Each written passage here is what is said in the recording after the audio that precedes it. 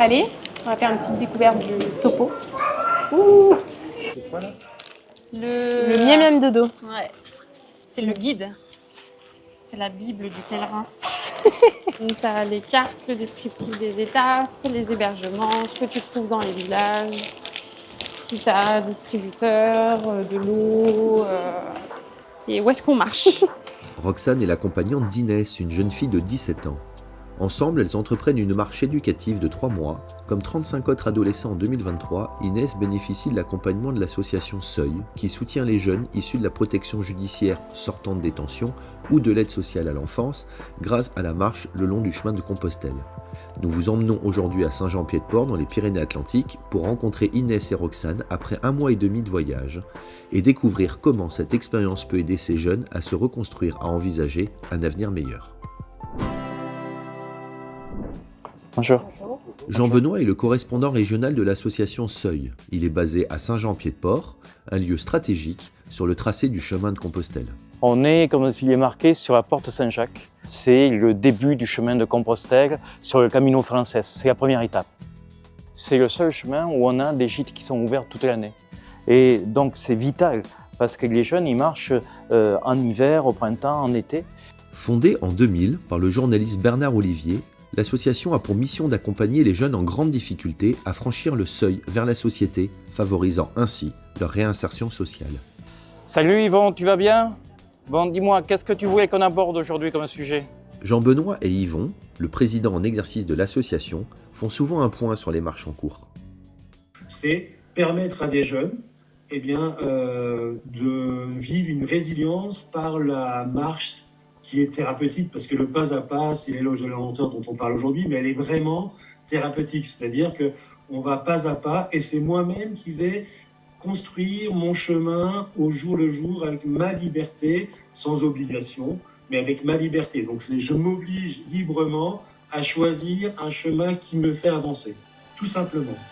L'association est dédiée à l'accueil des jeunes provenant de la protection judiciaire, souvent à la sortie d'une incarcération, ou de l'ASE, qui ont subi des traumatismes affectifs multiples, des abandons ou des violences.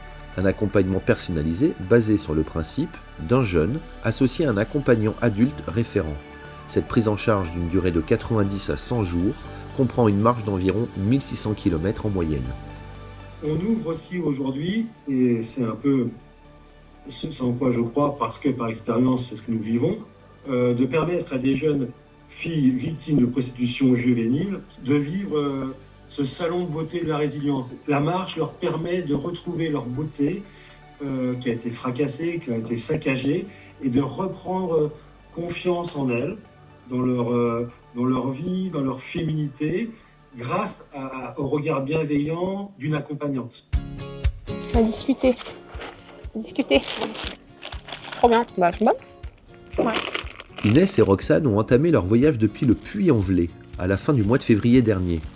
Des débuts qui ont été difficiles, confrontant Inès à ses propres défis. J'étais un peu trop dans le négatif et je voyais pas vraiment la chance que j'avais devant moi.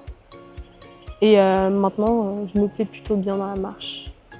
Je me vide la tête, on va dire. Enfin, je change d'environnement, je m'éloigne un peu de mes soucis, on va dire. Et en fait, je me responsabilise, on va dire. Sur le chemin, ils sont sans téléphone et sans musique. Cependant, après la marche, ils ont également des petites obligations, comme l'écriture. Et il y a le carnet de comptes, où tenu quotidiennement par Inès et moi. Et le deuxième, c'est le blog, qui est tenu pareil tous les jours par Inès et moi. Donc on a un carnet chacun. Il faut que j'écrive une joie, parce que Yvon m'a dit. Je parle pas énormément de monde. C'est comme si je parlais à un ami. Parce que là, il y a ma famille qui est proche. Confrontée à une situation familiale complexe, Inès a ressenti le besoin de prendre ses distances pour enfin se consacrer à elle-même. Avant d'entreprendre cette marche, Inès et Roxane étaient des inconnues l'une pour l'autre, une expérience inédite pour toutes les deux. Il y a des moments de tension, mais sinon, la plupart du temps, ça va. Et la clé, on va dire, c'est un peu la communication. En tout cas, ça m'apprend, on va dire, à vivre avec quelqu'un que je ne connais pas forcément. J'apprends beaucoup d'elle aussi, et de toutes les rencontres qu'on a pu faire. Je trouve que humainement, il y a beaucoup de choses à en tirer, La relation se fait vraiment sur le chemin. L'image, c'est le jeune qui est devant et qui va découvrir un environnement en toute liberté. Participer au fait que que le jeune ou la jeune s'approprie sa marche, faire en sorte qu'il y ait des clés pour qu'elle se vive bien. Suite à 6 semaines d'introspection et d'efforts, Inès se révèle à elle-même. Ce que j'ai découvert sur moi-même, c'est que déjà, je suis très courageuse. Je ne pensais pas que j'allais marcher autant de kilomètres par jour. Jamais je me serais dit que j'allais marcher 20 kilomètres par jour avant. C'est-à-dire que je me surpasse en faisant le chemin. Je découvre une nouvelle moi, on va dire, une autre moi. C'est bientôt la fin de la pause à Saint-Jean-Pied-de-Port. Roxane et Inès préparent leur départ pour Arles, la suite du périple. Il nous reste un peu moins d'un mois et demi et demain on part sur la voie d'Arles. On va revenir vers les Pyrénées en passant par Montpellier, Castres, Toulouse, Auch. Je vais profiter du dernier mois qui me reste. Là, je pense déjà à peut-être continuer le chemin en dehors de l'association. Aujourd'hui, Inès arrive à se projeter dans un avenir loin de ses problèmes. Elle a décidé de prolonger son séjour à Saint-Jean-Pied-de-Port après son retour, afin de commencer une formation d'hospitalier dans un gîte. C'est merveilleux de voir Inès qui se projette, qui a envie, qui désire. Ne serait-ce que ça, c'est une marche qui est merveilleuse. Alors que 70% des mineurs récidivent dans les 2 ans suivant leur sortie de prison, 57% des 400 jeunes accueillis par Seuil depuis 20 ans s'engagent dans un parcours de réinsertion après leur marche.